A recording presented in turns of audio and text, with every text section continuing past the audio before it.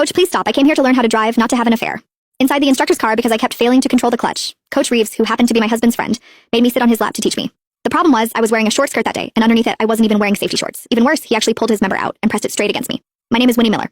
Recently, my company required frequent business trips, so I decided to get a driver's license. It just so happened that my husband's friend, Logan Reeves, was a driving instructor. He said he wouldn't charge me for lessons. On the day of practice, my husband, Daniel Miller, told me to dress nicely. After all, a wife's appearance is often seen as a reflection of her husband. I thought about it for a moment and put on the tight short skirt Daniel had bought for me. It hugged my curves closely, outlining my full round hips. The fullness of my chest swayed as I walked, rippling like water. Daniel stared, his eyes practically glued to me as he praised me again and again. Good, good, good. You look amazing in that. Logan is going to be so jealous. I shot him an annoyed look. Aren't you worried some other man might set his sights on your wife? After pulling on my stockings, I headed to the driving school. When I reached Logan's car, I bent down and knocked on the window. Coach Logan, I'm here for my driving lesson. Logan rolled the window down, his eyes fixed straight ahead. I lowered my head and immediately realized why. When I bent over, my skirt had ridden up, exposing a large patch of fair skin. I quickly covered myself with my hand. You're Winnie, right? Get in. Daniel is my buddy. I'll make sure to teach you properly. I guarantee you'll pass in one go.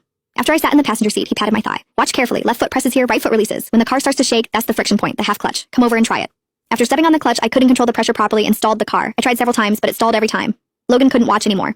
He grew impatient and directly placed one hand on my thigh. I didn't know if it was my imagination, but his broad palm seemed to deliberately rub against my stockinged thigh. My nerves instantly tightened. I'll teach you how to control the pressure. When I press with my hand, you release the brake. The closeness only made me more nervous. I hesitated and said, Coach, this isn't appropriate. My husband is your close friend. Touching my leg like this? He laughed loudly. What's there to be afraid of? I'm only anxious to teach you well because of Daniel. I'm not taking advantage of you. Other students don't even get this kind of attention. I relaxed a little. With his guidance, I stepped on the clutch. The car began to shudder gently. Suddenly, his hand pressed down harder, gripping my thigh firmly. Don't move your foot. This is the point. Then slowly release the brake. This was the first time in my life that another man besides my husband had touched my thigh. Even through the stockings, I could feel the warmth of his palm. A strange flutter stirred in my chest. My nerves snapped. I released the brake too quickly, and the car lurched forward violently. Logan slammed on the instructor's brake. The sudden force threw my body forward. His hand slid straight under my skirt. My entire body jolted as if struck by electricity, numb and tingling all over. The humiliation was overwhelming. Logan withdrew his hand and looked at me. You have to release it slowly. Don't be nervous. Let's try again. I took a few deep breaths. This time, the car finally started smoothly. Next came reverse parking.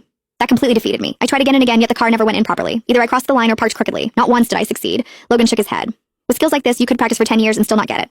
His words made me anxious. What am I supposed to do then? I have to start traveling for work next month. Not knowing how to drive won't work.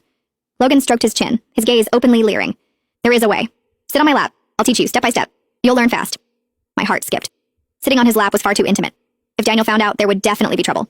Isn't that inappropriate? Sitting on your lap is too close. Daniel probably wouldn't agree. Logan took out his phone and called Daniel. Hey Daniel, Winnie has been practicing for 3 hours and still can't get it. I'm thinking of having her sit on my lap so I can teach her step by step. Do you agree? To my shock, Daniel agreed without hesitation. I trust you. As long as you can teach her, sitting on your lap is nothing. Then he hung up. A ball of anger swelled in my chest. How could Daniel be so careless? He didn't even mind his wife sitting on another man's lap. Since he felt that way, I decided not to hold back either.